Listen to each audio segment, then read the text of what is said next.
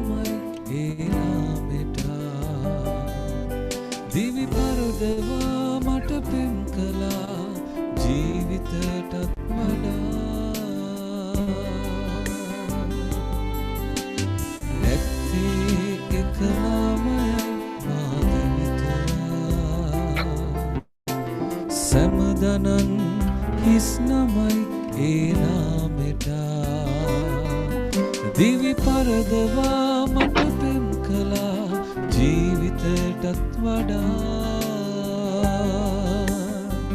සුවිශුද්ධ වුණාමේ ධර්මිෂ්ඨ වුණාමේ උතුම් වුණාමේ යේසුස්සේ නාමේ සුවිශුද්ධ වුණාමේ ධර්මිෂ්ඨ වුණාමේ උතුම් වුණාමේ යේසුස්සේ නාමේ ඇත්තේ එක නාමයයි මා දිවිතුරා සැමදනන් හිස්නමයි ඒ නාමෙට දිවි පරදවා මට පෙම් කළා ජීවිතයට වඩා සුවිශුද්ධ වුණාමේ ධර්මිෂ්ඨ වුණාමේ උතුම් වුණාමේ යේසුස්සේ නාමේ සේනාවල දෙවිඳුන් ස්වාමින්ගේ ස්වාමින් මැසසුමෙහි හිමිතුන් රාජුන්ගේ රජිනුන් සේනාවල දෙවිඳුන් ස්වාමින්ගේ ස්වාමින් මැසසුමෙහි හිමිතුන් රාජුන්ගේ රජිනුන්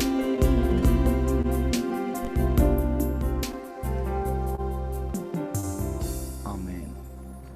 අපි දෙවියන් වහන්සේගේ පාද පාමුල යාඥා කර සිටින්නට යනවා ස්වාමීන් වහන්සේගේ අභිමුඛයේ දවසේ වචනය බෙදා ගැනීමට ප්‍රථම සේනාවල දෙවි පියාණනි ඔබ දුන්නා වූ මේ ඉඩ ප්‍රස්තාව නිසා ස්තුති ඔබගේ දරුවන්ට ඔබ වහන්සේ මඟ පෙන්වීම දෙන්න ප්‍රඥාවේ එළිදරව් වීම සහ දිව්‍ය සිතුවිලිත් සමග ඔබ වහන්සේ ඔවුන් නිවැරදි ශක්තිමත් අතිවාරමක තබල ඔවුන් පාවිච්චි කරන්න එළිදරව් වෙන්න සලස්වන්න යේසුස් වහන්සේගේ නාමයෙන් ආමේන්. හොඳයි. අපි වාඩි වෙමු.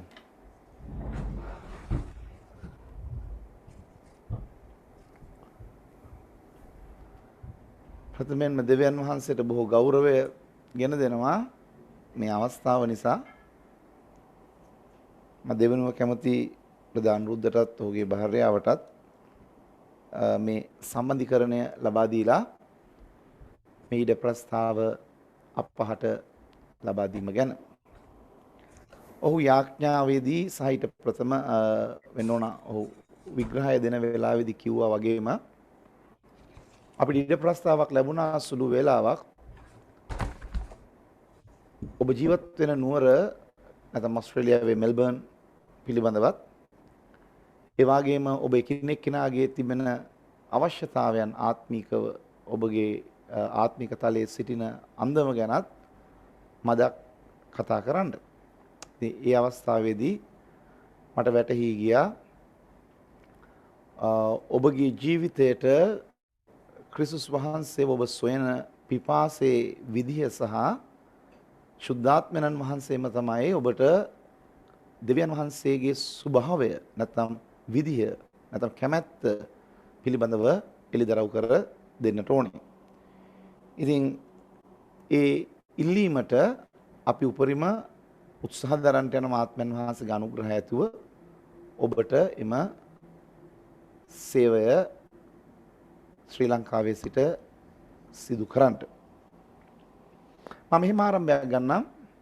ඉතිහාසය මිහිරි හෝ අමිහිරි අපට වෙනස් කරන්න බෑ. ඉතිහාසය මිහිරි හෝ අමිහිරි අපිට වෙනස් කරන්න බෑ. මක්නිසාද ඒක වෙලා ඉවර දෙයක්. නමුත් වර්තමානයත් අනාගතයත් අපිට වෙනස්කම් ඇති කරන්න පුළුවන්. ඒ නිසා ඉතිහාසය තුල තිබෙනා වූ සමහරක් අමිහිරි නුහුරු ඒ වගේම අසුභවාදී අත්දැකීම් තිබුණා නම් ඒවා ගැන නැවත සිතන්නට එපා. මක්නිසාද එය සිතීමෙන් සිද්ධ වෙන්නේ හරියට කල්ලිකුත් වෙච්ච අවුට්ඩේටඩ් දේවල් මෙමරි එක දාගෙන අවසානයේ මුළු අර මේ මැෂින් එකම ස්ලෝ වෙනවා වගේ වැඩක් අපේ ජීවිතය මන්දගාමී වෙනවා. ඉතිහාසයේ තිබෙනා වූ අමිහිරි දේවල් අපි සිහිපත් කර කර කල්පනා කර කර ඉන්නට ගියොත්. ඒ නිසා වර්තමානයත් අනාගතයත් අපට වෙනස්කම් ඇති කිරීමට පුළුවන්කම තිබෙන නිසා අපේ ජීවිතයේ වෙනසක් ඇතිව ක්‍රිස්තුස් වහන්සේ තුල ගමන් කිරීම තමයි වැදගත් වෙන්නේ. හොඳයි. අපි උත්සාහ දරන්න යන අපිට දීලා තිබෙනවා සති 6ක කාලයක් ඔබ සමග මේ කාලය ගත කරන්න. එයින් මා උත්සාහ දරන උපරිම ඒක එහෙම ප්‍රාර්ථනා කරන්න හොඳත් නැහැ. මේ ලොක්ඩවුන් එක තිබුණොත් සෙනසුරාදා දවස් වලට මට පුළුවන්. ලොක්ඩවුන් එක දිගටම නොතිබුණොත් සමහරක් වෙලාවට පුළුවන් වෙනවා, සමහරක් වෙලාවට බැරි වෙනවා. එහෙම නොවුනත් ස්වාමින් වහන්සේගේ වචනේ උගන්වන්න දේවගති මනුක ඔබ හා සමග සම්බන්ධ වෙනවා. ඔහු ගෙත්සමන බයිබල් විද්‍යාලයේ අධ්‍යයන පිළිබඳව වගකීමක් ඔබ වන්නා වූ දේවදාසෙක්. ඔහු ඒක කැපවීමෙන් කරાવી. ඔබට යේසුස් වහන්සේව මේ ජීවිතේ මුණ ගැසීමම තමයි සදාකාලික ඔබ ලැබුව ආශිර්වාදය. මම උපදින්නෙත් සභාවක. මම දැකලා තිබෙනවා ඇදහිල්ලේ ගමනේ විවිධ මිනිස්සු පිළිබඳව. ගෙවිච්ච අවුරුදු 45ක වගේ කාලෙකින් මට 43ක් විතර සාමාන්‍ය මතකය සහ ගැඹුරු මතකයන් තිබෙනවා. ඒ නිසා මා සභාවක් තුල දැකලා තිබෙනවා මිනිසු හිතුවක්කාර වෙන හැටි, මිනිසුන් ඇදහිල්ලේ ගමනෙන් පිටතට පයින් හැටි. ඒවට ඇති කරගන්න හේතු තමයි මා දැක තිබෙන්නේ යේසුස් වහන්සේව මුණ ගැසෙන විදිය හරි පුදුමයි. ඒ කියන්නේ ඔබට යේසුස් වහන්සේව මුණ ගැසෙන්නේ ඔබේ ප්‍රශ්නයක් නිසා. හරිම මේ ස්වල්ප දිනෙක තමයි මුණ ගැසෙලා තිබෙන්නේ සම්පූර්ණම යේසුස් වහන්සේව ප්‍රශ්නයකින් තොරව නමුත් යේසුස් වහන්සේව අද්දුටු අය. අනිත් හැම කෙනෙකුටම යම්කිසි හේතුවක් තිබෙනවා යේසුස් වහන්සේව මුණ ගැසෙන්න. ඒක රෝගයක්, නැත්නම් ආර්ථික ප්‍රශ්නයක්. තවත් වචනෙන් කියනවා නම් මනුෂ්‍ය ශක්තියෙන් කිරීමට නොහැකි තැනටපත් වුණු අවස්ථාවේදී දෙවියන් වහන්සේව සොයන අවස්ථාව. නමුත් මේ සෙවීම පටන් ගත්තට පස්සේ යේසුස් වහන්සේව මුණ ගැසුණට පසුව ඔවුන් වැටෙනවා යම් සමාජයකට. ඒක සමාජය කියනවටත් වඩා ඒක හොඳ වචනේ තමයි සභාවට වැටෙනවා. දැන් අපිට පේනවා ඒ සභාවට වැටුණට පස්සේ අපිට මුණ ගැසෙනවා විවිධ චරිත. පාස්ටර්ව මුණ ගැසෙනවා. සභාව තුල තිබෙන විදිහ නැත්තම් ඒකේ තියෙන සිස්ටම් එක, ස්ට්‍රැටජිස්, ඒ වගේම මේ සභාව තුල තිබෙන සංස්කෘතිය. දැන් සභාවෙන් සභාවට සමහරක් සංස්කෘතිකමය දේවල් වෙනස්නේ. කොහොමද එක සභාවක අල්තාරය බොහොම නිදහසේ පාවිච්චි කරනවා. ඒ කියන්නේ ඕන දෙයක් කියන්න කරන්න ඕන විදිහකට. සමහරක් අල්තාරවල බොහොම ශාන්ත භාවයෙන් නිස්කලංකව පාවිච්චි කරනවා. ටික කාලයක් ඇද්දී අපිට මේක දැන් හුරුවක් වෙනවා. අපේ අල්තාරය බොහොම ශාන්තයි. ඒ අල්තාරය මත එහෙම නෙමෙයි. සමහරක් අල්තාර තියෙනවා ඒවා බොහොම නිදහසේ හසුරවනවා. ඒක හැබැයි සෑම දෙයකටම විනයක් සහ උචිත භාවය. ඒතකොට මේවත් එක්ක සංස්කෘතියක් අපිට ගොඩ නැගිනවා. ඊට සංස්කෘතියත් සමග සභා ජීවිතයේ චරිත අපිට මුණ ගැහෙනවා. වැඩිමහල්ලු. ඒ වගේම වගකීම් යුක්තෝ. මේ වෙනව මුණ ගැහුණාම අපි ටික කාලයක් ඇද්දි මේ ඈත් එක්ක අපි බද්ධ වෙනවා. පංගුකාරකම. එතකොට වෙන්නේ දැන් ටික දවසක් ඇද්දි අපිටම එකිනෙක අඩුපාඩු පේන්න පටන් ගන්නවා. අල්තාරේ උඩ මෙහෙම කරන එක හොඳද? මෙහෙම කතා කරන එක හරිද?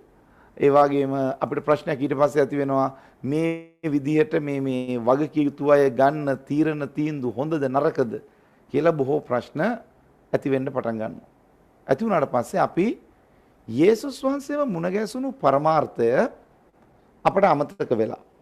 දැන් අපි වෙන වෙන කල්පනාවල් එක්ක අපේ ගැටුමක් පටන් අරගෙන ගැටෙන පටන් අරගෙන තියෙනවා. අපි ගැටෙන පටන් අරන් තියෙනවා සභා සංස්කෘතියත් එක්ක. ඒ ඉන්න චරිතත් එක්ක. ඊට පස්සේ ක්‍රමවේද සහ ක්‍රම උපායන් එක්ක. දැන් අපිට දැන් තියෙන ප්‍රශ්නය යේසුස් වහන්සේව මට මුණ ගැසුනේ ඇයි කියන අරමුණට යනවට වඩා මම දැන් මේ කොහෙවත් නැති ප්‍රශ්න ගොඩක් මගේ ඔළුවට දාගෙන මම දැන් ඇදහිල්ල ගොඩ නගා ගන්නවා වෙනුවට මා වෙනත් ආකාරයේ ගැටුම් ඇතිලා. දැන් මෙහෙම වුණාම හරි ප්‍රශ්නයක්. දැන් සභාවන් වල ඉන්නවා සමහරක් ඇදහිලිවන්තයෝ හරිම අපහසුයි. දැන් ඒගොල්ලන්ව මොනවාද මේ හරි ගස්සන්න. මම මේ ළඟදී කෙනෙකුට ඊයේද කොහෙද මම විහිළුවටත් කිව්වා මේ මිනිස්සෙයින්ට ඉල්ලන්න ඕනේ කෑම බීම ඉදුම් හැටුන් නෙමෙයි අලුත් ඔලුවක්. ඒ කියන්නේ තියෙන ඔලුව සම්පූර්ණයෙන්ම අයින් වෙලා අලුත් ඔලුවක් අවශ්‍ය වෙනවා මේ මිනිස්සුන්ට. මොකද හේතුව ඒ තරමටම අර සිංහල වචනයක් තියෙන ඇට්ටකුණා වෙලා. ඒ කියන්නේ සමහරක් දේවල් දැන් කොයි නිකන් හරි නමන්න ගියොත් මෝරලා හින්දා කැඩෙනවා. නමන්න නැතුව තිබ්බොත් එහෙම බොහෝ අයට ප්‍රශ්න. හැබැයි මේගොල්ලෝ ජීවත් වෙනවා දේව ගැතිවරු හැටියට, වැඩිමහල්ලු හැටියට, බලධාරීන් හැටියට ජීවත් වෙනවා. ඉතින් දැන් මේ අපිට දැන් මේවත් එක්ක උරණ වෙවි මේවා දිහා බල බල අපිට කලකිරෙන්න කාලේ නෙමෙයි. අපි මෙහෙම කරන්න ගියොත් එimhe අපිට යේසුස් වහන්සේ මුණ ගැසුණු හේතුව සහ පරමාර්ථ අපිට අඳුනා ගන්න බැරුව වෙනවා. මම නිතර අර උපහරණයකට ගන්නවා එක කොළුවෙක් පස්වෙනි පන්තියේ පළවෙනි අවුරුද්දත් ෆේල්. දෙවෙනි අවුරුද්දත් ෆේල්. තුන්වෙනි අවුරුද්දත් ෆේල්. ඒකේ ඉන්න ටීචර් මාරු වෙනවා කොල්ලා එකම පන්තියේ. දැන් ලොකු ප්‍රශ්නයක් වෙලා තියෙනවා ඒ පන්තියේ ඉන්න ටීචර්ට. මොකද හේතුව ටීචර්ට වඩා කොල්ලා පන්තියේ පරණ වැඩි. ඒකින්ද කොල්ලා තමයි දන්නේ බ්ලැක් බෝඩ් එකේ ඩස්ටර් එක කොහෙද තියෙන්නේ? රෙජිස්ට්‍රේෂන් එක කොහෙද තියෙන්නේ? කබඩ්ස් අරින්නේ කොහොමද? දැන් එතන ටීචර් ආවට පස්සේ ටීචර්ව කන්ට්‍රෝල් කරනවා අර ෆේල් වෙච්ච කොල්ලා. මගේ නම් යෝජනාව ෆේල් වුණත් ලකුණු නැතත් කමන්නේ ඉක්මනට ඊළඟ ප්‍රොමෝෂන් එක දීලා යවන්න ඕන. නැත්තම් හේතුව ඊට පිටිපස්සෙන් එන්න පොඩි පන්ති වල එන කට්ටිය නෝනේ. ඒ එන්නේ ඔක්කොම දැන් අර මිනිස්සයා පන්තිය උසෙනුත් වැඩි. කටෙනුත් වැඩි. මෝර්ලත් වැඩි. අර එන පොඩි පොඩි අනිත් ළමයි ඔක්කොම ටික වහල්ලු වගේ තියාගෙන හැම තිස්සම තැලුම් කනවා. කෘතුණු ජීවිතේ නිවැරදි කාලවල ආත්මික ඉහළ තලවලට නොගිය අර ඇටකුණා වෙච්ච චරිත අපේ ජීවිතවලට සමහරක් වෙලාවන් වලට අනවශ්‍ය බාධාවක් ඇති කරනවා. හරියට අර කටු අතරේ වැටුණා වූ බීජ වගේ අර බ්ලාබාලයින්ට ඉහළට පැමිණෙන්න බැරි වෙන ආකාරයේ පසුබිම් තියෙනවා. මම මේ කොටස ඔබත් එක්ක කීවේ ඔබට සමහරක් විට මේ වගේ අත්දැකීම් ජීවිතේ ඇති. අයියෝ මෙහෙම දෙයක් මට වුණානේ මෙහෙම දෙයක් කළා. හැබැයි මේ එකක්වත් හැබැයි ඔබට කළේ යේසුස් වහන්සේ නෙමෙයි. ඒක ජීවිතයේ නම්බර 1ට මතක තියාගන්න. මේ එක දෙයක්වත් ඔබට කළේ යේසුස් වහන්සේ නෙමෙයි. ඒ වගේම යේසුස් වහන්සේව ඔබට මුණ ගැසුනේ මිනිස්සෙකුගේ ප්‍රකාශන වලින් ක්‍රියාවන් වලින් උනමුදු අපේ බුද්ධිමය භාවය වෙන්න ඕනේ. ක්‍රිස්තුස් වහන්සේව ඇදහිීමට අපිට අවශ්‍යයි මූලාශ්‍රය. පුද්ගලයෙක් නෙමෙයි. දැන් ගොඩක් අයට වැරදිලා තියෙන්නේ පුද්ගලයෙක්ව පාවිච්චි කරනවා දුටුවාම ඒ පුද්ගලයාත් එක්ක අනුගත වේගන ගමන් කරනවා. නෑ. ඒක නෙමෙයි. ඔබ බලන්න ඕන කරුණු දෙකක් තියෙනවා. මම ඔබට කියන්නම්. එක තමයි ඔබ බලන්න ඒ පුද්ගලයා ක්‍රිස්තුස් වහන්සේගේ මූලාශ්‍රයට සම්බන්ධද? දැන් මූලාශ්‍රය කිව්වොත් වෙන කිසිම දෙයක් නෙවෙයි සුද්ධ බයිබලයේ. එතකොට මේ මිනිස්යා මූලාශ්‍රයට සම්බන්ධ නම් මේ මිනිස්යාව අඳුන ගන්න පුළුවන් ක්‍රමයක් තියෙනවා. මොනවද? ඒ ක්‍රමය තමයි ඔහු හෝ ඇය මාගේ ස්වභාව මමයි පාවිච්චි වෙන්නේ මට සුව කරන්න පුළුවන් මම දෙවියන් වහන්සේගේ දාසයා මා පිට ආලේපේ තියෙනවා දේව ධාර්මික මූලාශ්‍රයට සම්බන්ධ වෙච්ච කිසිදු පුද්ගලයෙක් මෙබඳු වචන වලින් කතා කරන්නේ නැහැ. ඔව් මූලාශ්‍රයත් එක්ක තිබෙන සම්බන්ධතාවය කැඩුණු කෙනෙක්. ඒක නම් මම කියන වචනේ එද්දිම මම කියන වචනය පාවිච්චි කිරීමේ ආධිපත්වය මිහි පිට තිබුණේ එක්කෙනාටයි. අනිකුත් ආගමික ශාස්ත්‍රවරු කාටවත් තිබුණේ නැහැ. බලන්න මහමත්තුමා ගත්තත් ඒ වගේම Hindu ග්‍රන්ථය ගත්තත් බෞද්ධ ග්‍රන්ථය ගත්තත් මේ කිසිදු ආගමික ශාස්ත්‍රවරයෙක් මමයි කියලා කිව්වේ නැහැ. මම කියන ආධිපත්‍යය පාවිච්චි කළ එකම කෙනා යේසුස් ක්‍රිස්තුස් වහන්සේ පමණයි. මම නුඹේ ගැලවුම්කාරයා. මමයි මාර්ගය. මමයි සත්‍ය. මමයි ජීවනය. ඒ නිසා මම ඔබට දුන්නේ පුංචි රහසක්. මූලාශ්‍රය නැත්නම් දේව ලියවිල්ලත් එක්ක සම්බන්ධතාවයේ නිවැරදිව නැති 16ක් හෝ 16ක් කොපමණ පාවිච්චි වුණත් නූලක් නැති සරුංගලයක් වගේ උඩ පාවෙනවා තමයි ලස්සනක් තිබෙනවා. හැබැයි කොයි වෙලාවෙ හරි පොළොවට කඩා වැටෙනවා.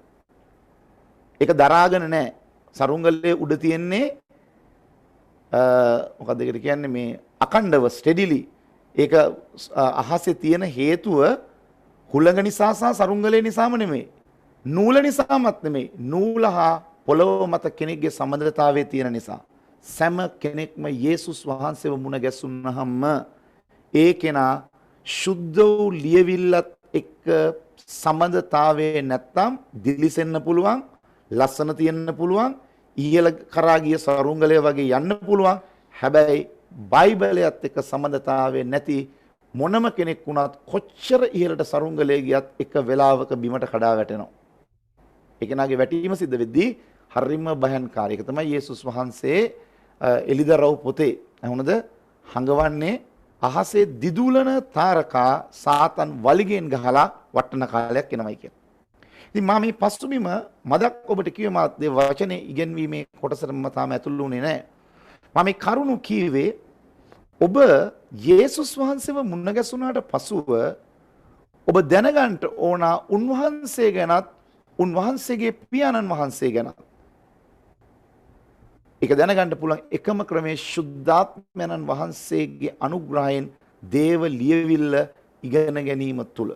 දේව ලියවිල්ල කිසිසේත්ම අමාරු දෙයක් නොවේ. මම ඒක අමාරු නැයි කියලා කියන්නේ හේතුව මොකක්ද? මේ දේව වචනය කියලා කියන්නේ දෙවියන් වහන්සේගේ සිත තුළ තියෙන ආශාව හා කැමැත්ත මිනිසා කෙරෙහි ඉදිරිපත් කරපු විදිය. මේක මේ විද්‍යාත්මක පොතක්වත් මේක යම් කිසි විදිහකට මේ භූගෝලීය වශයෙන් කල්පනා කරලා අවුල් කරගන්න ඕන එකක්වත් මේක මේ ගණිතමය පොතක්වත් නෙමෙයි. දෙවියන් වහන්සේගේ සිත තුළ මිනිසයා කෙරෙහි තිබෙනා වූ ප්‍රේමයත් මිනිසාගෙන් උන්වහන්සේ බලාපොරොත්තු වෙන දෙයක් දෙවියන් වහන්සේගෙන් මිනිස්සෙයින්ට බලාපොරොත්තු විය හැකි දෙයක් මේක ලියවිලා තියෙනවා. මේක ඉගෙන ගැනීම, තේරුම් ගැනීම සහ ඒ තුල පැවතීමෙන් ඔබත් දෙවියන් වහන්සේ අතර සම්බන්ධතාවය ස්ථිරව පවතිනවා.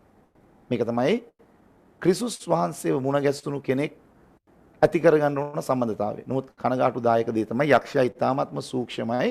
ඊ타ත්ම කපටි විදියට සභාවන් වල අද ක්‍රිස්තුස් වහන්සේව මුණ ගැසුණු ගොඩ දෙනෙක් කල්ලකිරීම වල ඉන්නවා.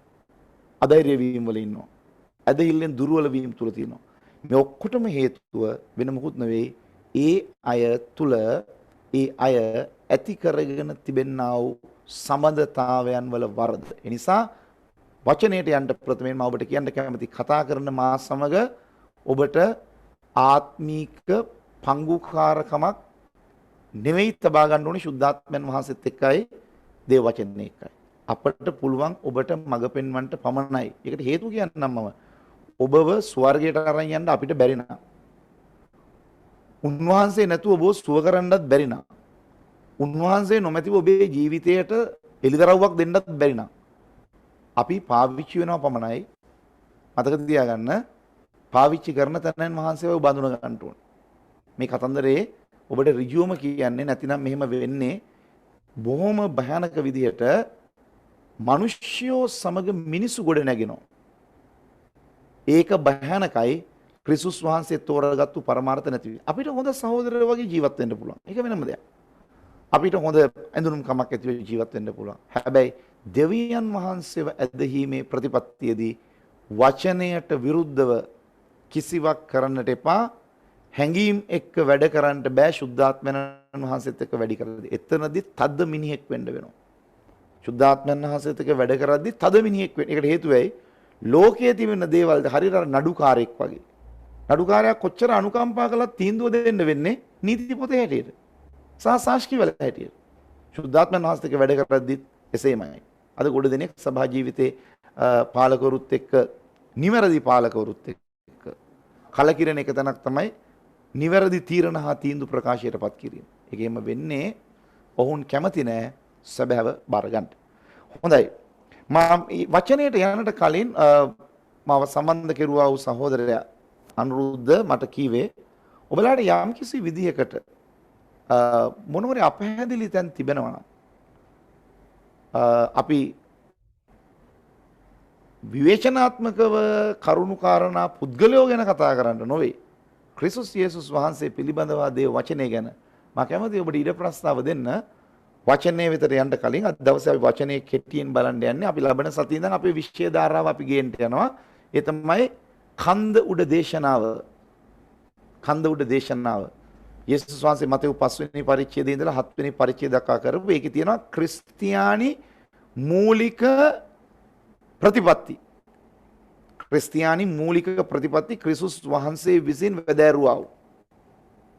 දැන් ඊයේ දවසේ මට මතකයි මම හිතන් හිටියේ නෑ මම ඊයේ ගියා මේ සෞඛ්‍ය අමාත්‍යාංශයට යම් කාරණාවකට. එතන හිටපු මේ අමාත්‍යවරිය වෙන විෂයක් ගැන අපි කතා කළා මේ රට තුල තියෙන. එකපාරට කිව්වා අපි කිතුණු ඈත් කිතුණු එක තමයි.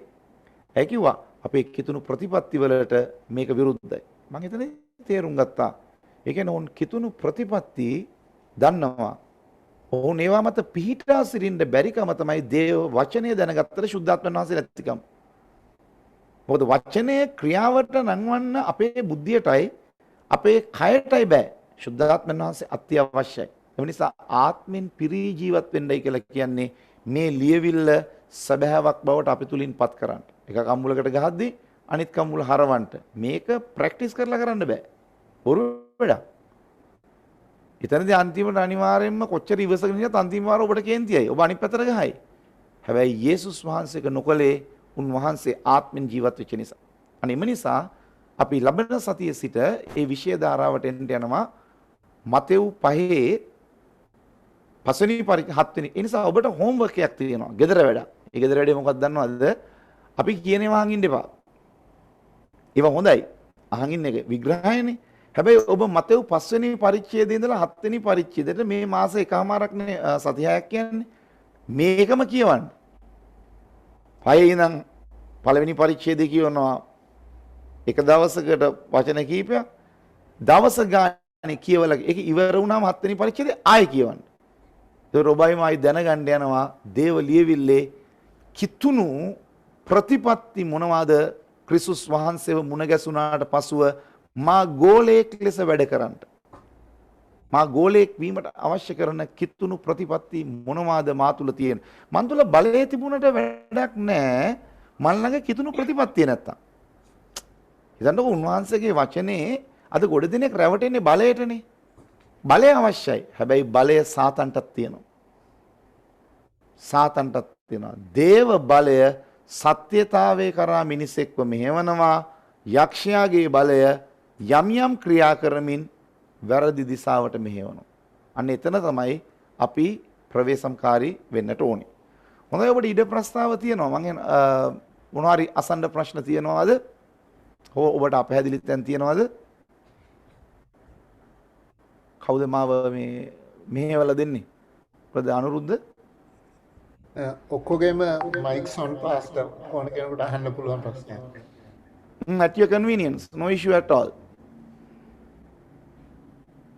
මාස පොඩි ප්‍රශ්නයක් තියෙන අපේ සංඝයේ ඉන්න එක්කෙනෙකුට. එයා ඉගෙන තියෙනවා කමිනියන් දෙන්න ඕනේ අනිවාර්යයෙන්ම පූජකෙක් කියලා. දැන් මේ ලොක්ඩවුන් සිටුේෂන් එකේ ඒගොල්ලොන්ට කමිනියන් ගන්න විදිහ නැහැ. ඒක ගැන පාස්ටර්ගේ අදහස මොකක්ද? ඔව්. Then කමියුනියන් රාත්‍රී සුද්ධ සහභාගිකම මේසය කියන එක ප්‍රථමයෙන්ම අපි කරන්නේ මොකටද කියලා ඉස්සලාම තේරුම් ගන්න ඕන. ඒකෙන් අපි කරන්නේ උන්වහන්සේගේ මරණය සිහිපත් කිරීමට. උන්වහන්සේගේ මරණය සිහිපත් කිරීම. හැබැයි මේක චාරිත්‍රයක් නෙවෙයි. මේක සිදුවෙන වේලාවේදී අපි තුල යම්කිසි ආකාරයේ ක්‍රියාවලියක් සිද්ධ වෙනවා. ක්‍රියාවලියක් සිද්ධ වෙනවා. ශුද්ධ සහභාගිකමේ මේසය ලබා දීමට වැදගත් වෙන්නේ පූජකයෙක් කියන දෙයට වඩා එම ක්‍රියාවලිය සිදු කිරීමට සුදුස්සෙක්. ඒ ක්‍රියාවලිය සිදු කිරීමට සුදුස්සෙක්. මට තනිවම රාත්‍රී භෝජනය ගන්න මම සුදුසු නැති තැනක ඉඳලා මම ඒක ගන්නවා නම් මම වරදක් කරනවා. මම කැමති මේ දේ වචනේ ඔයගොල්ලන්ගේ මම කියමුද අපි? රාත්‍රී භෝජන සුද්ධ සහභාගිකම් මේසේ කියලා කියන්නේ ඒක ගෞරවනීය දෙයක්. හැබැයි ඒක වැරදි විදියට ගත්තොත් ඒකෙන් සිද්ධ වෙන පළවෙනි විපාකය අපි ඉස්සෙල්ලාම හොයන්න යනවා. ඒකයි කියන්නේ අර ඒක දීමේදී යම් විමසීමක් තියෙන ඒ වෙලාවේ ඒ කෙනාව සකසන්න පුළුවන් නිකන් දැන් රොටි ලෑස්ති නිසා යුෂ ලෑස්ති නිසා ගෙදර අපි ඔන්න ගත්තයි කියනවට වඩා දැන් අපි සභාවක් හැටියට මේ ගෙවිච්ච කාලෙම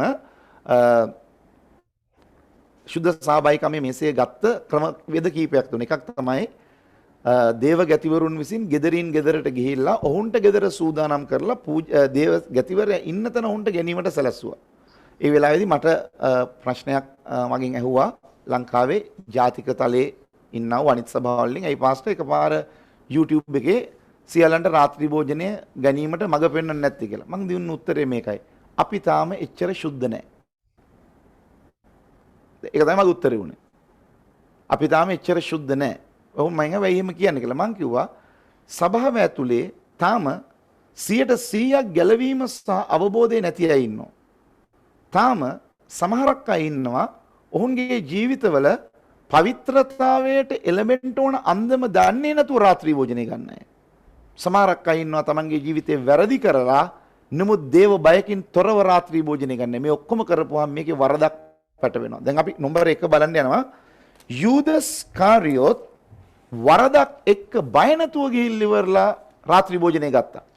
ඒ ගත්තට පස්සේ ඔහුට සිද්ධ වුණේ මොකක්ද කියන එක අපි ඉස්සෙල්ලාම දේව ලියවිල්ලෙන් බලන්න යනවා.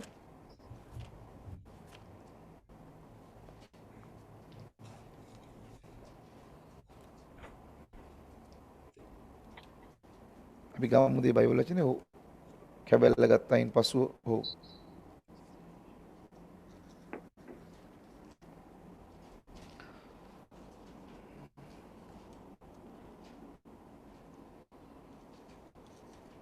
හරි මතෙව් 26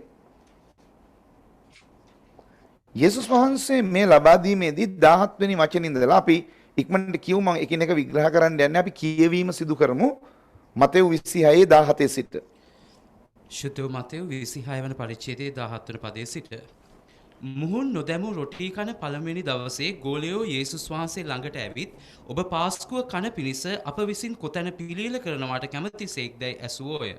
උන්වහන්සේ නුවර අසවලා ළඟට ගොස් ඔහුට කතා කොට මාගේ කාලය ආසන්නය. මාගේ ගෝලයන් සමග නුවේ ගෙදරදී පාස්කුව පවත්වන්නෙමි ආචාර්යින් වහන්සේ කියන සේකැයි ඔහුට කියා පල්ලෑයි කීසේක. ගෝලයෝ යේසුස් වහන්සේ ඔවුන්ට අනකල ලෙස කොට පාස්කුව පිළියෙල කළෝය. සවස් වූ කල්ලි උන්වහන්සේ ගෝලයන් 12 දෙනා සමග කෑමට වාඩිව හුන්සේක.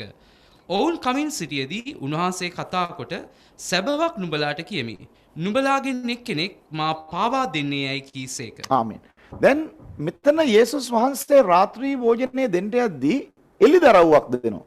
ඒ එළිදරව්ව තමයි මෙතන සිටිනවා දෙවියන් වහන්සේගේ කැමැත්තට විරුද්ධව යමක් කරන්න හදන කෙනෙක්. දැන් බ්‍රදර් අනුරුද්ධ ඇසුව ප්‍රශ්නයට මට දෙන්න තියෙන උත්තරය තමයි අපි හිතමු දැන් පූජකයෙක්ම අවශ්‍ය නොවුනත් ඒ වෙලාවේදී ඒ මිනිස්යා තුල වරදක් තියෙනවා නම් ඒ කෙනාට ආත්මික ශක්තියක් තියනවාද ඒ දෙන කෙනාට අඟවල දෙන්න ඔබ මේකෙන් නිවැරදි වෙන්න ඕනයි කියලා.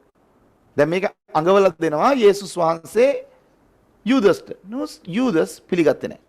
ඒකේ විපාකේ උනේ ඔහුට සාතන් ආවේශ උනායි කියලා බයිබලයේ කියනවා. ඒ නිසා රාත්‍රී භෝජනය ගැනීමේදී දීමේදී චාරිත්‍ර අනුකූලව සැමරීමකට වඩා තමා තුළ පවිත්‍ර වීමක් ඇතිව සූදානමක් තමාව කරලා දැන් අපි හිතමුකෝ දරුවෙකු ප්‍රසූත කරන්නට අම්මා කෙනෙකුට තමයි ශක්තිය තියෙන්නේ.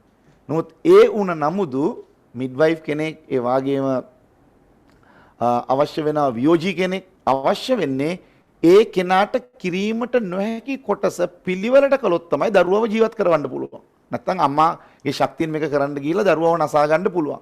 ඒ ආකාරයෙන්ම ඇතැම් ආත්මික දේවල් අපේ ජීවිතය තුල අපි ස්වාධීනව කරන්නට ගියොත් දැනුම අඩුකමට හා නිවැරදි මඟ පෙන්වීමක් දීමට නොහැකිකම නිසා. මම නැවත කියනවා පූජකයෙක්ම අවශ්‍ය නෙමෙයි.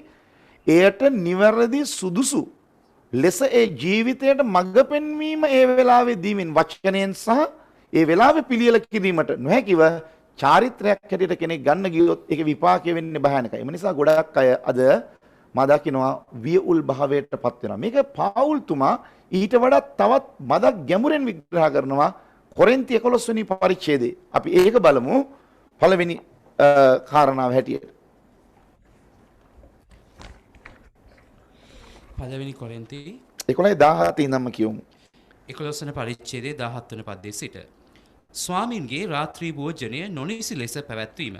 දැන් රාත්‍රී භෝජනයේ වැරදි ලෙසක ගැනීම සිදුවෙන අන්දම් කීපයක් මෙම ස්ථානයේ ලියවෙනවා. ඒතකොට මේක අපිට ඉතා වැදගත්. දැන් සමහරක් වෙලාවන් වලට රාත්‍රී භෝජනය ගන්නවා තමා ගිහිල්ලිවලා. දැන් යේසුස් වහන්සේ කිව්ව වචනයක් තියෙන එක අපි ඉගෙන ගන්න යනවා කන්ද උඩ දේශනාවේදී. නුඹේ සහෝදරයාත් එක්ක නුඹට යම්කිසි හිතමනාපකමක් තියෙනවා ඉස්සෙල්ලාම පඬුර තියලා ගිහිල්ලා සහෝදරයාත් එක්ක සමාදානලා ඉන්න. දැන් සමහරකට පවුලේ අය ඝාටනයක් ඇති කරගෙන ස්වාමියා බිරිඳ සණ්ඩුවක් දෙමව්පියොත් එක්ක විරසකයක්. ඒත් අපි රාත්‍රී භෝජනේ කිසිම පසුතැවිලි වීමක් නැහැ. අර ඔක්කොම මිනිස්සු ගන්නවා මමත් ගන්නවා. ඒක ගත්තට පස්සේ මගේ ශරීරයේ ඇතුලේ සිද්ධ වෙන හානිකර දේවල් කීපයක් තියෙනවා. මගේ ආත්මයට බලපාන කාරණා කීපයක් තියෙනවා. ඒ නිසා රාත්‍රී භෝජනේ නැත්නම් ශුද්ධ සහභාගීකමේ මේසය කමියුනියන් කියන වචනේම අර්ථය පංගුකාරකම. ඒතර මමත් දෙවියන් වහන්සේගේ පුත්‍රයාත් පංගුකාරක වෙන වෙලාවෙදී යේසුස් වහන්සේ මලවුන්ගෙන් නැගිටලා ඇවිල්ලා කියනවා මට අත තියන්න එපා. දැන් මම ගලීලයේ ඇවිද්ද යේසුස් වහන්සේ නෙවෙයි. දැන් මම ශුද්ධ භාවයටපත් වෙලා ඉන්නා වූ තැනන් වහන්සේ. උන්වහන්සේගේ ගෝලයින්ටත් කියනවා මට අත ගෝල ස්ත්‍රීන්ට කියනවා මට අත තියන්න එපා. ඒ කියන්නේ උන්වහන්සේ ශුද්ධයි. ඒ ශුද්ධ තැනන් වහන්සේත් එක්ක ඔබත් මාත් පංගුකාරකමට යද්දී ඔබ මා යන අන්දම පිළිබඳව අපිට පැහැදිලි ලෙස ලියවිලි ප්‍රකාරයට දැන ගැනීමක් අවශ්‍යයි. ඊළඟට අපි කියවලා බලමු මෙන්න මේ වැරදි ටික තියා. ඒ නිසා අර රාත්‍රී භෝජනයේ ගෙදරක ගනිද්දී හා ඒ කාරණාව වෙද්දී නිවැරදි පස්වැවිල්ලක් කරන්න ඒ කෙනාට දන්නේ නැත්නම් ඒ කෙනාට කමියුනියන් දෙන කෙනා නිවැරදි විදිහට ඒ කෙනාව සූදානම් කරන්නේ නැත්නම් ඒ කෙනාව නිවැරදි පශ්චාත්තාපයකට පමුණුවන්නේ නැතුව මේක චාරිත්‍රයක් අනුකූලව කරපුවාම මෙතනදී දෙවියන් වහන්සේගේ ශුද්ධත්වය අපේ අතින් කෙලසන වෙලාවක් එනවා. උන්වහන්සේට අගෞරවය පමිනෙනවා. ඒ අගෞරවය පමිනෙද්දී අපට දඬුවම් තිබෙනවා. දැන් ඒ දඬුවම් මොනවද කියලායි බලන්න යන්නේ මේ ලියවිල්ලේ 17 ඉඳලා. 17 වන පදයේ සිට නමුත් මම නුඹලාට මේ ආඥාව දීමේදී යහපත නොව අයහපත සිද්ධ වෙන හැටියට නුඹලා රැස්වන නිසා නුඹලාට ප්‍රශංසා නොකර. අන්න පාවුල්තුමා කියන උඹලා මේ රාත්‍රී භෝජනය ගන්න රැස් වෙද්දී මම ඒ කියන්නේ පාවුල්තුමා මේ ලිපිය ලියන වෙලාවේදී කොරින්ති සභාව ළඟ නෙමෙයි පාවුල්තුමා ඉන්නේ දුරක. ඒතකොට පාවුල්තුමා කියන නුඹලා ගන්න විදිය වැරදි. දැන් ඔබට පේනවාද මේ කියන්නේ මොකක්ද කියලා? ඒ නිසා කවුරු කෙනෙක් නමට දේවගති නිසා හෝ නමට වැඩිමහල්ල නිසා මම ගෙදර මොනවාද මේ ගෘහමූලිකයා නිසා කියලා රාත්‍රී භෝජනයේ පිළිල කර දීම නෙමෙයි වෙන්න ඕනේ. පෞල්තුමා කියන උඹලා සභාවක් හැටියට උඹලාගේ ඔක්කොම වගකිය යුතු සිටියත් උඹලා ගන්න විදිය වැරදි. ඒ කියන්නේ එතන පත් කරලා හිටිය පාලකවරුන්ටත් සභාව පිළිබඳව පාලනයක් මඟ පෙන්වීමක් නැතුව දුන්නයි කියන එකයි මේකෙන් කියන්නේ. එතන භයානක දෙයක් සිද්ධ වුණා. දැන් ඒ සිද්ධ වෙච්ච භයානක දේ මොකක්ද? 18 වන පදයේ සිට මක්නිසාද පළමු කොට නුඹලා සභාවෙහි රැස්වන කල නුඹලා අතරෙහි ભેද තිබෙන බව මට ආරංචි වේ. එතකොට ભેදයක් ඇතුව රාත්‍රී භෝජනයේ ගැනීමත් ස්වාමින් වහන්සේට පිළිකුල්. එතකොට මේ තැනට කොහොමද ඉස්සල්ලාම දැන් රිකන්සිලියේෂන් එකක් ඇති වෙන්න ඕන අපි අතර මේ සමගි කිරීමක්. එතකොට අපි හිතමු දැන් ගෙදර ඉඳන් තනියම ගද්දී භාර්යාව ස්වාමියා දෙදෙනා අතරේ පුළුවන් ද මේ ආත්මීක පිරිසිදුකමට තම තමන්ට පැමිණෙන්න. දරුවන් ඒ තැනට මෙහෙවන්න. ඒතකොට මේ කොටස අන්න එම නිසා තමයි අද ක්‍රිස්තුස් වහන්සේගේ සභාව ඇතුලේ නිතරම අර සමාදානයේ වෙනුවට වියවුල්කම පිහිටන්නේ. ඒ වගේම කැළඹීම් හටගන්නේ අර රාත්‍රී භෝජනය රොටි කෑල්ලකට හා මිදියුෂ ටිකකට සීමා වුණාට මේකෙන් සංකේතවත් කරන්නේ ශුද්ධ යේසුස් වහන්සේ සමග තිබෙන පංගුකාරකමක් නිසා එය කිරීමේදී තමා කොයි තරම් දුරට පවිත්‍ර විය යුතුද? පවිත්‍ර වීමේ ගීතිකාවක් කියවීම නිසා අපි සුද්ධ වෙන්නේ නැහැ. පසුතැවිලි වීමේ ගීතිකාවන් වල තිබෙන වචන කාණ්ඩයක් අපි ගායනා කරන නිසා අපි ඒකට සුදුසු වෙන්නේ නැහැ. මා තුල සැබෑ හෘද සාක්ෂිය නිදොස් වීමක් ඇති වෙන්න ඕන. අපි තුල හෘද සාක්ෂිය නිදහස් වීමක්. නැත්නම් අපි මේක ගැනීමේදී දැන් ඇති වෙන කාරණාව මොකක්ද? ඊළඟට බලමු ඉතිරි වචන ටික කියවලා. අපි එමු දැන් 23 වෙනි වචනේ ඉඳලා. මක්නිසාද මම නුබලාට බාර දුන්නේ ස්වාමින් වහන්සේගෙන් ලැබීම. මේක යේසුස් වහන්සේගෙන් ලැබුව ආඥාවක් තමයි ශුද්ධ සහභාගීකමේ මේසය. ඊට පස්සේ එනම් ස්වාමී වූ යේසුස් වහන්සේ පාවා දෙනු ලැබූ රාත්‍රියේදී උන්වහන්සේ රොටි රැගෙන ස්තුති කොට කඩා දැන් ඒක තමයි ඉස්සලා අපි මතෙව් පොතේ කියුවේ දා උන්වහන්සේ කුරුසියට යන දවසට ඉස්සරින්දා ගෝලයෝ සමග රොටි බෙදා ගැනීම. එතකොට මේක මේ නිකන් get together පාටි එකක් නෙමෙයි. මේක යම්කිසි විදියකට මේ මේසයක වාඩි වෙලා බඩගින්න නිසා ගත්තු එකකුත් නෙවෙයි. මේ තිබුණේ ස්වර්ගයේ දෙවියන් වහන්සේ අනකල පැරණි ගිවිසුමේ. අහුණද? පැරණි ගිවිසුමේ ඊශ්‍රායල් සෙනගට අනකරන ලද පසු කර යෑමේ මංගල්‍ය. ඒ කියන්නේ ඔවුන් මිසර දේශයේ දුක් විඳා කරදරවල ජීවත් වුණා. ඔවුන් එදා රාත්‍රියේ මුදවපු. එහෙනම් ඔබම මතක තියාගන්න ඕන රාත්‍රී භෝජනයේ ගනිද්දී නැත්නම් ශුද්ධ සහභාගීකමේ මේසයට යද්දී අපි සමරන්නේ අපේ පාපයෙන් මිදීම. එතකොට පාපය තුල ඉඳගෙන සමරනවා නම් අපි කරන්නේ වංචාවක්.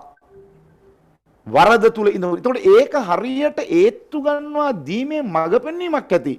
මිනිස්සෙකු විසින් ඒක කරන්නේ. ඒ නිසා තමයි මම එදා කිව්වේ ජාතික මට්ටමින් මගෙන් ඇහුවා ඔබලාගේ ස්වභාවය ඇයි මේ ගෙවල් මට්ටමින් ගන්න නැත්තේ? මේ මෑතකදී මේ සමහරක් අපේ ඉන්නවා හැමතැනම ඔක්කොම නිවැරදි දේ නෙමෙයි. බලහත්කාරයෙන් විවිධ දේවල් ආත්මීක ක්‍රියාවන් සංස්කෘතියක් හැටියට කරනවා. මම මේක නෙවෙයි සමහරක්ගේ මාරු වෙන්න ඕනේ මේ ඇස් කන නෙමෙයි කෙලිම ඔළුව මාරු වෙන්න ඕන. ඒ කියන්නේ සමහරක් ඒවා මේ කිව්වට අහන්නේ නැහැ. එහෙම වද කන්දරාවල් හරියට ඉන්නවා ස්වභාවක. නමුත් අපි මේවා ඔක්කොම කනට ගන්න ඒකෙන් බේර ගන්න ඕනේ. ඇත්තටම අර අසරණ මුලාව යන මිනිස්සුන්. ඒතකොට සමහරක් දේවල් අපිට කිරීමට සුදුසු නැහැ. නමුත් අපි බලෙන් කරනවා. ඒවල විපාක තියෙන්නේ මෙන්න මෙහෙමයි. ඊළඟ ටික බලන්නකෝ. මේක නුඹලා උදෙසා දෙන්නා වූ මාගේ ශරීරය. මා සිහි කිරීම පිණිස මේක කරපල්ලායයි කීසේක. එලෙසම රාත්‍රී කෑමෙන් පසු කුසලානද්දී මේ කුසලාන මාගේ ලෙයින් පිහිටුවන අලුත් ගිවිසුමය. යම් පමණ වර නුඹලා මෙයින් බොන්නහුද එපමණ වර මා සිහි කිරීම පිණිස මේක කරපල්ලායයි කීසේක. මේකට වාර ගණනාවක් නැහැ. යම් පමණ වරක් ගන්නව නම් උඹලා මාව හැබැයි එහෙම කියලා සභාව හැමතිස්සම ගන්නෙ නැහැ. එදා මූල් දේව සභාවේ අපි දකිනවා මාසේ එක දවසක් රැස් වෙලා ගත්තා. දැන් අපි සමහරක් සභාවල් තියෙනවා මාසෙකට දෙවතාවක් ගන්න අවස්ථාවක්. ඇයි එහෙම හැමතිස්සම ගන්න නැති? මේක ගැනීමේදී අතිශයින්ම අපි පියවරක් ශුද්ධ භාවයට පරිවර්තනය වෙනවයි කියන එකයි මේක අරමුණ. එතකොට මේක සෙල්ලමක් හෝ චාරිත්‍රයක් නෙමෙයි. මේක කරන විදිහ. ඊට පස්සේ කියනවා මේකේ මක්නිසාද නුඹලා යම් පමණ වරක් මේ රොටි කන්නහුද කුසලානින් බොන්නහුද එපමණ වරක් ස්වාමින් වහන්සේ එනතුරු නුඹලා උන්වහන්සේගේ මරණය ප්‍රකාශ කරන්නේ. මේ එනතුරු කියන වචනේ මොකක්ද? මේක යේසුස් වහන්සේගේ දෙවෙනීම නෙමෙයි. මේක සභාව එසවීමට ප්‍රථම එන්නා වූ රහසීම. හඳනේ ඔබට ඒක කොයිතරම් දුරට හැමෝටම අවබෝධද කියලා මම ඒක නිසා ඒ විෂය කතා කරන්න කොහොම හරි යේසුස් වහන්සේ අපව ගෙන යන්නට එනතෙක් කියන තැනින් මා ඒ කොටස නවත්තන්න ආදට ඒ නිසා ඒ කතා කරන්නේ ඔබ අහලා ඇති රැප්චර් කියන වචනය ඔසවා ගැනීමට පැමිණීම. එතකොට ඒ වෙලාව එනතෙක් මේක නුඹලා කළ යුතුයි. මේක නුඹලා කළ යුතුයි. එතකොට මේක කිරීම සිදු කරද්දී එහින් මෙතන ඉඳන් තමයි පටන් ගන්නෙ 27 බලන්න හොඳට. එහින් නුසුදුසු ලෙස මේ රොටි කන්නා වූ නොහොත් ස්වාමින් වහන්සේගේ කුසලානින් බොන්නා වූ කවරෙකු නමුත් ස්වාමින් වහන්සේගේ ශරීරය ගැනත් ලේ ගැනත් වරදකාරයෙක් වන්නේ. උන්වහන්සේගේ ශරීරය ගැනත් ලේ ගැනත් මම වරදකාරයෙක් වෙනා මම නුසුදුසුව මේ රොටි ගත්තොත්. අන්න එතන තමයි. අපි හිතමු දැන් ෆාමසි එක බේත් තියනවා. ඒ වුණාට ඒක කවුරු හරි කෙනෙක් මොනවාද අපිට ප්‍රිස්ක්‍රිප්ෂන් එක දෙන්න ඕන හරියට. මේක මේ දෙයටයි කියලා. ඒ නිසානේ අපි ડોක්ටර් කෙනෙක්ව කන්සල්ට් කරන්නේ. නැත්නම් ෆාමසිට ගිහිලා තියෙනවා ඔක්කොම ඉල්ලන පළියට අපිටත් බේත් ගන්න පුළුවන්. සමහරක් ඒවා හිතලා. නමුත් ඒක අපි දැනගන්න ඕන අපේ තුල තිබෙන ඇත්ත తত্ত্বය සෝදිසි කරලා ආත්මයෙන් කතා කරලා නුඹ තුල තිබෙන අන්න ඒ නිසා තමයි සභාවක් රැස් වෙලා ශුද්ධ සහභාගීකමේ මේසේ ගන්නට කලින් අර අල්තාරයේ මත ඉඳලා මෙහෙයවීම දෙන 16 කතා කරනවා ආත්ම විමසීමෙන් වචනෙන් කතා කරලා යම් මඟ පෙන්වීමක් දෙන්න උඹලා දැන් පවිත්‍ර වෙලා ගන්න නැත්නම් උඹලා වැරදක් කරන එක නුඹලා ලේවලට විරුද්ධවත් ශරීරයට විරුද්ධවත් නුඹලා වරදක් මේ වෙලාවේ කරනවා මේක කරන්නට එපයි කියන පණිවිඩය ඉස්සල්ලාම අවබෝධ කරලා දෙන්න ඕන. ඔබට තේරෙනවද දැන් ඇයි දේව ගැති හෝ පූජක කියන තැනට කෙනෙක්ව පත් කරන්න යම් සභාවක් විසින් හේතුව ඒ කෙනා මේකට ක්වොලිෆයිඩ්. ඔහු මේකට සුදුසුයි. ඔහුගේ තිබෙන්නා වූ චරිත අධ්‍යයනය, ඔහුගේ තිබෙන්නා වූ මුහුකුරා ගිය භාවය, ඔහුගේ තිබෙන්නා වූ ඒ නිසා තමයි යා පූජකයෙක් කරන්නේ. ඒ නිසා තමයි ආව දේව ගැති කෙනෙක් කරන්නේ. ඒතකොට ඒ කෙනාට අපි දෙනවා වාචිකව සභාව ඉදිරිපිට අවසරයක් ඔබ මෙන්න මේ දේ කිරීමට සුදුසුයි. එතකොට අර ඒක ඊ타ත්ම වැදගත් ශුද්ධ රැලක් බිහි කිරීමේදී එවැනි ආකාර යටහත්කමකින් යන එක. දැන් අද ලිබරල් අදහස් ඇත්තව කිතුනුව බිහි වෙනවා. ලිබරල් කියන එකේ අදහස එන්ටයිලි මේ ෆ්‍රීඩම් නේ. එතකොට මේක සම්පූර්ණම නිදහස අරගෙන ඉවරලා බයිබලය අතේ තියාගෙන බයිබලයේ තුල තිබෙන දේවල් මට නිදහස තියෙනවා. පවුල්තුමා ලස්සන වචනයක් කියනවා. සියල්ලට නිදහස තිබෙන නමුත් සියල්ල යෝග්‍ය නොවේ. Though you have the freedom for everything, it is not suitable. අපි මෙන්න මෙතනයි අකීකරුකම පිළිසඳ ගන්නේ. අපිට කියන නිදහස තියෙනවා බයිබලයේ තියෙනවා. මම මේක නමුත් මම සුදුසුයි කියා මම නෙමෙයි තීරණය කරන්න ඕනේ. මම සුදුසුයි කියා වෙන කෙනෙක් නිර්දේශ කරන්න ඕනේ. ඒක තමයි තිමෝති වගේ කෙනෙක්ව කොච්චර පාවිච්චි වුණත් පාවුල්තුමා කියනවා සුදුසුයි කියලා. පාවුල්තුමාට දෙවියන් වහන්සේ කොච්චර පෙනිලා තිබුණත් පේදුරුතුමාලා ඇවිල්ලා ඊට පස්සේ ඔවුන් සභාවට කියනවා දැන් මොහු සුදුසුයි කියලා. ඔබට පේනවා නව ගිවිසුමේ ක්‍රියාපොතේ මිනිසුන්ට කැඳවීම තිබුණා. කැඳවීම තිබුණු නමුදු නායකයෝ තීරණය කළා මොවුන් සුදුසුයි කියලා. මෙන්න මෙතනයි අපේ සිත තුල තිබෙන විදිහට දෙවියන් වහන්සේගේ වැඩ නොකර ලියවිල්ල ප්‍රකාරයට මාව නිර්දේශ කරන්න ඕන ආත්මීක මිනිසෙක් විසින් මොහු දැන් මේ දෙයට සුදුසුයි. මොහු දැන් මේ දෙයට සුදුසුයි කියන නිර්දේශය. ඊට පස්සේ එතනින් එහාට අපි ප්‍රවේශමට මේක කරගෙන යන්නත් වග බලා ගැනීම අපි සතුයි. ඔව් මට ලයිසන්ස් තියෙනවා. දැන් ඔබට කොච්චර හොඳට රිය පදවන්න ඔබ කොච්චර හැකියාවක් තිබුණත් මාර්ගය තුල ඉන්නා වූ නීතිය ඔබව පිළිගන්නේ නැහනේ. ලයිසන් එක අතේ නැතුව. ඒකට ලයිසන් එක දෙන්නේ කවුද? ලයිසන් එක කෙනෙක් දීලා ඉවරලා කියනවා මෙයා මේ නීති ටික දන්නවා. මෙයා මේ අපි ඒක අධ්‍යයනය කෙරුවා. මම මේක බලන් හිටියා. මම ඔය විභාගෙට ලියනවා දැක්කා. ඔව් ඒ ගැන දන්නවා. හැබැයි ඔක්කොම කරලත් පරිස්සමට පාරේ යන එක ඊට පස්සේ ලයිසන් තිබුණත් කරන්න ඕන දෙයක්. මම කියන එක ඔබට තේරෙනවයි කියලා මම විශ්වාස කරනවා. ඊට පස්සේ අන්න එම නිසා මේ කිතුණු දේව සභාවේ මම මේකයි කියන්නේ ගොඩක් වෙලාවන් වලට අපි සමහරක් දේවල් කළාට සමහරක් දේවල් අපිට සුදුසු නැහැ. ඒවට සුදුසු කාලයක් තියෙනවා. ඒක පවුල්තුමා නැවත කියනවා. නුඹලා සුදුසු කාලේ නුඹලාගේ කාරණා නුඹලා දැනගන්න ඕන. නුඹලා දැනගත යුතු කාලවල තියෙනවා. පේත්‍රස් කියනවා ඊට වඩා ගැඹුරෙන්. නුඹලා සුදුසු කාලයකදී නුඹලා උසස් වීම ලබන තෙක් පොඩ්ඩක් නැවතීලා ඉන්න. ඒ කියන්නේ මොකක්ද? කෙනෙක් නුඹලාව නිර්දේශ කරන්න ඕන නුඹලා මේ දෙයට දැන් සුදුසුයි කියලා. ප්‍රේමවන්තිනි එම නිසා ඔබට ලොකු ආශිර්වාදයක් යේසුස් වහන්සේ වුණ ගැසී. ඒක සදාකාලික ආශිර්වාදයක්. හැබැයි පරිස්සම් වෙන්න. ඒ වගේම ඔබට නිවැරදි ඔබව නිර්දේශ කරලා ඔබව පිටත් කරන්න පුළුවන් නිවැරදි හස්තයක් යටතේ නිතරම වැඩෙන්න. නිකන් දැනුම විතරක් ගත්තාට කවමදාක්වත් ඔබව නිර්දේශයටපත් වෙන්නේ නැහැ. ඒක අමාරු වැඩක්. මෙතන ඊට පස්සේ බලමු තව වචන කීපයක්. මම තව සුළු වෙලාවකින් නවත්තන්නම්. ඒකට හේතුව මට තව රැස්වීමක් තියෙන නිසා පැය කාලෙකින් විතර 27 වෙනි වචනයට යමු. නුසුදුසු ලෙස මේ රොටි කන්නා වුණොත් ස්වාමින් වහන්සේගේ කුසලානෙන් බොන්නා වූ කවරෙකු නමුත් ස්වාමින් වහන්සේගේ ශරීරය ගැනත් ලේ ගැනත් වරදකාරයෙක් වන්නේය. නුමුත් එක් එක්කෙනා තම තමාම සෝදිසි කොට ඒ රොටී කෑවාවේ. ඒ කුසලානෙන් බීවාවේ. මක් නිසාද කන්නා වූ බොන්නා වූ තැනැත්තේ ශරීරයේ නොවිමසනවා නම් ඔහු තමාටම දඬුවම් පැමිණෙන ලෙස කන්නේය දැන් බොන්නේය. මෙතන වාක්‍යය තියෙනවා තමන්ම සෝදිසි කරගන්න තියෙන වචනය. හැබැයි ප්‍රශ්නේ තිබෙන්නේ ඒ කෙනා සෝදිසි කරගන්න තරමට ඒ කෙනාට දෙවියන් වහන්සේ ගැන දැනගැන්මක් තියනවාද? දැන් රාත්‍රී භෝජනයේ ලබා ගන්න අපි අවසරයක් දෙන්නේ කාටද? ඒ දෙන්නේ යම් කිසි විදියකට බයිබල් අධ්‍යයන ගණනාවක් කරලා යේසුස් වහන්සේව පිළිගත්තා වූ අයට. නමුත් ඔබ හිතනවද සෑහීමකටපත් වෙන්න පුළුවන් කියලා මේ බැප්ටිසම් ක්ලාසස් වල දෙන්නා වූ ලෙසන්ස් ටිකෙන් මුළු දේව ලියවිල්ල දැනගත්තයි කියලා? නෑ. ඇත්ත කතාව ඒක නේ. බැප්ටිසම් ක්ලාසස් වල කොච්චර දෙයක්වත් ඕනනම් අපි 140ක් වැඩිම දැනගනි. හැබැයි ඔය අතරේ තාම වරදක් තියෙන්න පුළුවන්. දැන් උදාහරණයක් ඇරලා ගන්න එක නියෝගයයි ඉස්සල්ලාම යුවලට දුන්නේ. මේ ගහේ ගෙඩි කන්නට එපා. වෙන මුකුත් නියෝග නැහැ. අද වගේ මේ දස්ත පනති 50ක් නැහැ. ඒ වගේම නව ගිවිසුම තුල තිබෙනා වූ සමහරක් විවස්ථා සංශෝධනයක් නැහැ. එක දෙයයි මේ ගහෙන් කන්නට එපා. ඔච්චරයි ඒ කෙනාට දුන්නු නියෝගය. නමුත් ඒ දෙයත් කැඩෙනවා නිවැරදි මඟ පෙන්වීමක් නැතුව දෙදෙනා අතරේ සාකච්ඡාවකින් තීන්දුව ගත්තු නිසා. අන්න එම නිසා තමයි දැනුම් තේරුම් තිබෙන කෙනෙක් ආත්මික මේරු කෙනෙක් matured spiritual character එකක් අපිට අවශ්‍ය. අපි රාත්‍රී භෝජනයේ ගැනීමට ප්‍රථම අප අතරේ විමසීමක් කර නිවැරදි මඟ පෙන්වීමක් දෙන්න අපිව සකසන්න. මේක software එකක් ගැහුවා වගේ අපිට හැමදාම එකම ක්‍රමයකට කරන්නේ. මොකද අද හිතන විදිහට නෙමෙයි අපි පව් කරලා තියෙන හෙට කරන විදිහට නෙමෙයි පව් කරලා තියෙන අනිද්දාට. ඒ වෙලාවේදී පසුතැවිලි වීමකට හරියට ඇතුල් කිරීම වැදගත් වෙලා තියෙනවා. ඊට පස්සේ මෙන්න ස්ථානේ කියනවා ඒකේ අතුරු ප්‍රතිඵල අපිට හට ගන්න දේවල්. මොනවද කියන්නේ?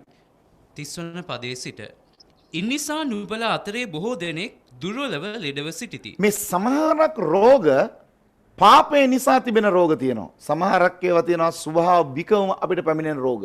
සමහරක් ඒවා තිබෙනවා වයසත් සමග පැමිණෙන රෝග. එම නිසා කවමදාක්වත් කෙටි නිගමනයකට එන්න එපා මගේ මේ රෝගේ ශාපයක් නිසායි කියලා. සමහරක් අය මෙහෙම විහිං අහා කියන ලෙඩ ගියදා ගන්නවා. ඒ කියන්නේ මේ Tamanට මේ හරියට මේ අවබෝධයක් නැතුව අනේ මගේ පාපේ දැන් අවුරුදු 80ක් විතර ගිය කෙනෙකුට සාමාන්‍යයෙන් කකුල් රිදෙනවයි කියන එක පාපයක් නිසා නෙමෙයිනේ ශරීරය බෙලහීන වෙලා තියෙන්නේ. 80ක් ඕනේ නැහැ. දැන් මේ අපිටත් කකුල් රිදෙනවා හිටන් ඉඳලා.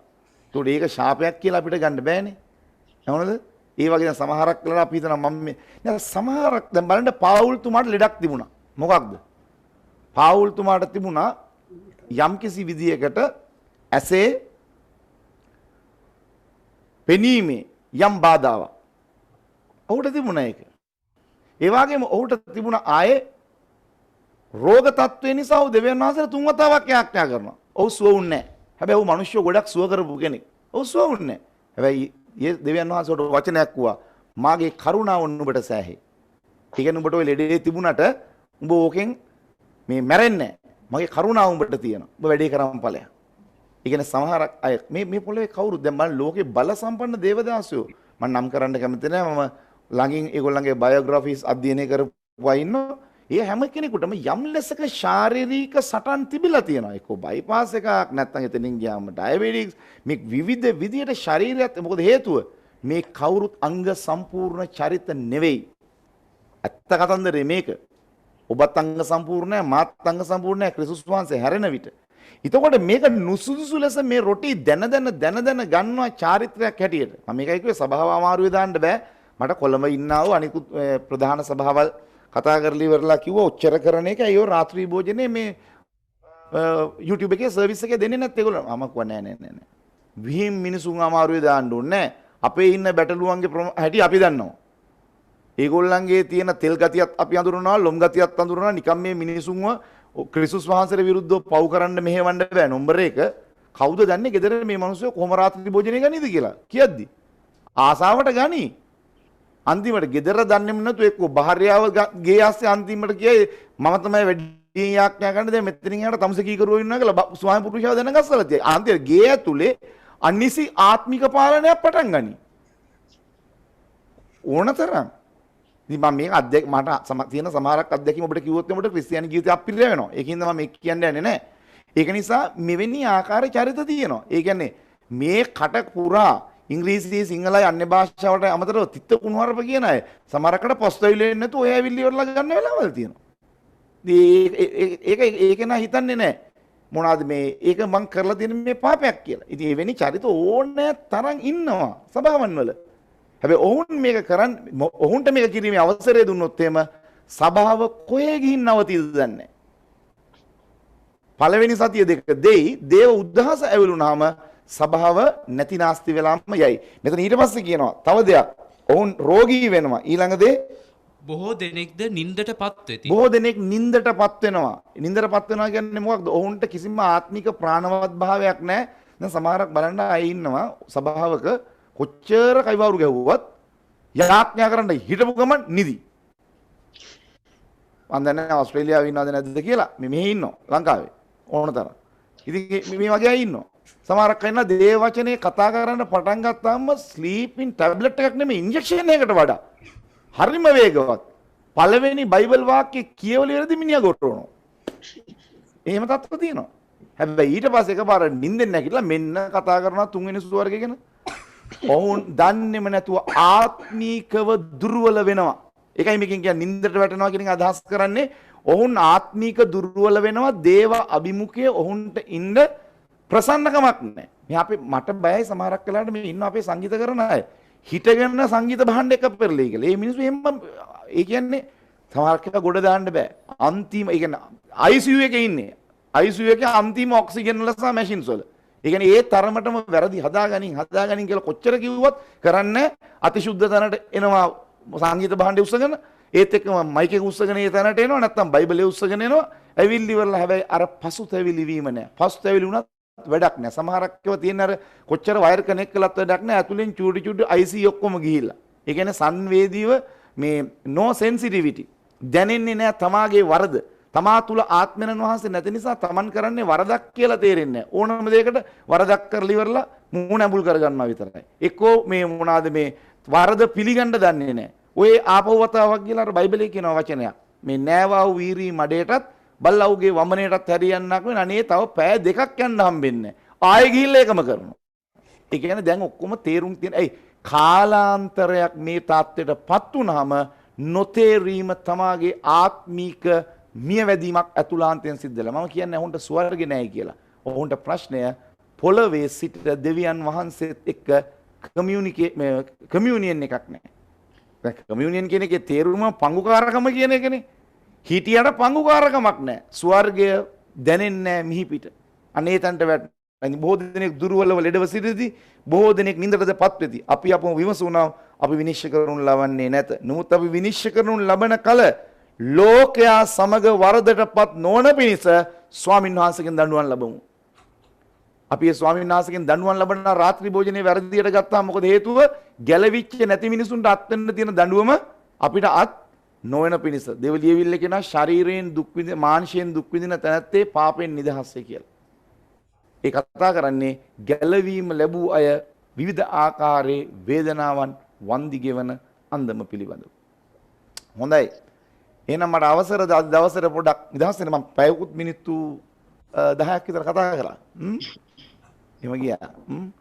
අපි ආයේ ඊළඟට මම කතා කරන්න ඉතින් ආපු එක මට කතා කරන්න අවස්ථාවක් තිබුණා. අපි මේ විදිහට ඔබට හොඳයි කියලා හිතනවා නම් දැන් මම හිතනවා ඔබට තිබෙන ප්‍රශ්න ඔබට ඇසීමට මේ පොඩි මැලිවීමක් තියෙනවා නම් හොඳම දේ බ්‍රදර් අනුරුද්ධට දෙන්න.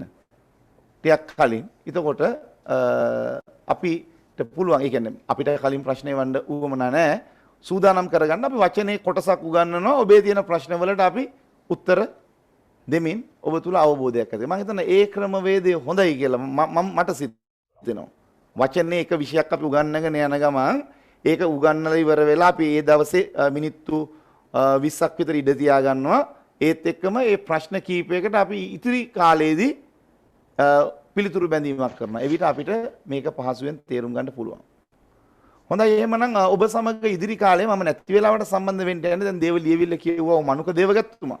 අපි එතුමාට ඉඩ ප්‍රස්තාව දෙන්න යනවා අන්තිම යාඥාව කරන්න මේ අපේ පැත්තෙන් ඊට පස්සේ ඔබට පුළුවන් ප්‍රධාන රුද්දට ඉතිරි ටික ඔබ මෙහෙවන්න. අපි ගීතිකාවක් කියමු ස්වාමීන් වහන්සේගේ පාමුල.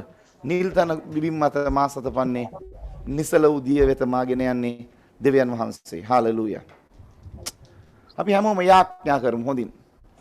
මම අහන්නේ ප්‍රීතියෙන් ඉන්නවද කියලා. ඒකට හේතුව ශුද්ධාත්මයන් වහන්සේ ඉන්න තැන ප්‍රීතිය තියෙන්න ඕන. හාලෙලූයා. ඒ නිසා ස්වාමීන් වහන්සේ ඔබ සමගයි. ආමෙන්. හාලෙලූයා. ප්‍රශංසා වේවා. Oh glory to God. Auripi Shandarabi ara sikkalarada.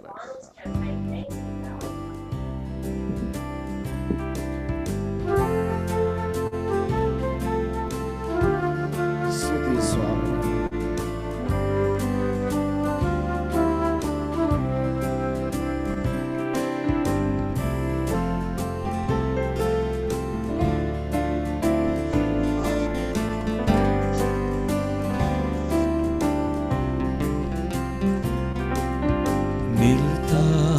බිම්මාත මාසාත පන්නේ නිසල උදිය වේත මාගෙන යන්නේ මගේ ආත්මෙට ඔබ පන පොවමින්නේ දමිතු මාවතේ මාගෙන යන්නේ සමීදුනේ ඔබ මායිනේ රාවේ මාට කිසි හිඟයක් නොම වේ කිසි හිඟයක් නොවේ හalleluya මාට කිසි හිඟයක් නොම වේ කිසි හිඟයක් නොවේ මරණ සෙවනේ මිටියාවතේ කිසියෝ දුරකට බිය නොම වන්නේ මගින් ඔබ මා සමග සිටින්නේ සමිඳුනි ඔබ හාට ස්තුති කරන්නේ සමිඳුනි ඔබ මායිනේ රාවේ මාට කිසි හිඟයක් නොම වේ කිසි හිඟයක් නොවේ මාට කිසි හිඟයක් නොම වේ කිසි හිඟයක් නොවේ දෙලින් ඔබ මා ආලේප කෙරුවේ මගේ කුසලානය උතුරා ගැලුවේ යහපත කරුණාව සියලු දිනෙහි සැබවින්ම මා පසු පස පැමිණේවි සමීදුනි ඔබ මායිනේ රාවේ මාට කිසි හිඟයක් නොම වේ කිසි හිඟයක් නොවේ මාට කිසි හිඟයක් නොම වේ කිසි හිඟයක් අපි ගායමු මරණ සෙවන මිටියාවතේ මරණ සෙවනේ මිටියාවතේ කිසියෝ දුරකට බිය නොම වන්නේ මන්ද ඔබ මා සමග සිටින්නේ සමීදුනි ඔබ හාට ස්තුති කරන්නේ සමීදුනි ඔබ මායිනේ රාවේ මාට කිසි හිඟයක් නොම වේ කිසි හිඟයක් නොවේ මාට කිසි හිඟයක් නොම වේ කිසි හිඟයක් නොවේ මාට කිසි හිඟයක් නොම වේ කිසි හිඟයක් නොවේ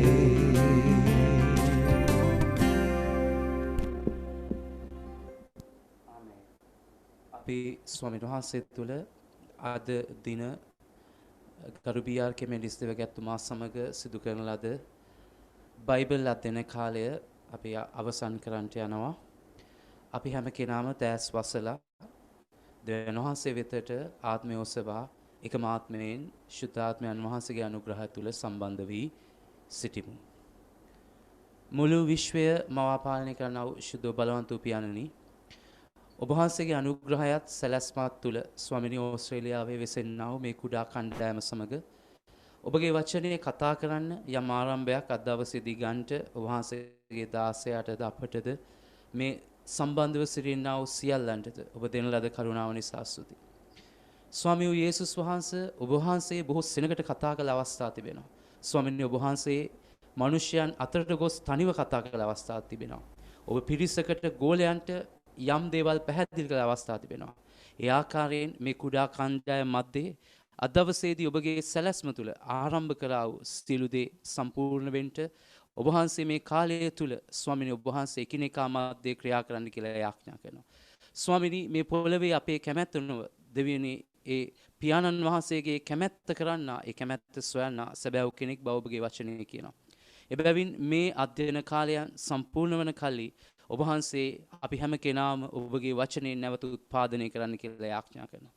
ස්වාමිනී, අද දවසේදී අපි ඉගෙන ගත්තා වූ කාරණාවන් ඔබ වහන්සේගේ 16 කරුණු කොටගෙන ඔබ කතා කරා වූ සිළු කාරණාවන් ඒවා එකිනෙකාගේ සිත්වල ස්වාමිනී බීජයක්සේ ඔබ වහන්සේ තබා ඒවා පැලවෙන්න ඔබ සලස්වන්න කියලා යාඥා කරනවා. අපි හැම කෙනාම ඔබ වහන්සේගේ කරුණාවට බාර කරනවා. ඔබ වහන්සේ මේ සියලුම ඉගැන්වීම් කාලවල වලදී ඔබ වහන්සේ කතා කළ බැවින් ඒ සියල්ලේ ගෞරවයද මහිමයද ප්‍රශංසාවද ඔබට පමණක් හිමි කරනවා. මේ සියල්ල ඉල්ලන්නේ අප ස්වාමී වූ නාසරීය යේසුස් ක්‍රිස්තුස් වහන්සේගේ උතුම් ශුද්ධ නාමයෙන්. ආමේන්. හොඳයි, සියල්ලන් ඔය යේසු පිටයි. Yes, we try, Pastor.